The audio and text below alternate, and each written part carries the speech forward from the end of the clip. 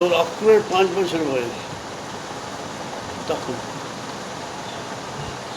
শ্রীকৃষ্ণের মূর্তি তৈরি করে পূজা করতেন। কৃষ্ণ কেউ জানতেন না। কংসের প্রধান সেনাপতি ছিল, তো উনি কৃষ্ণ ছাড়া কিছু বুঝতেন না।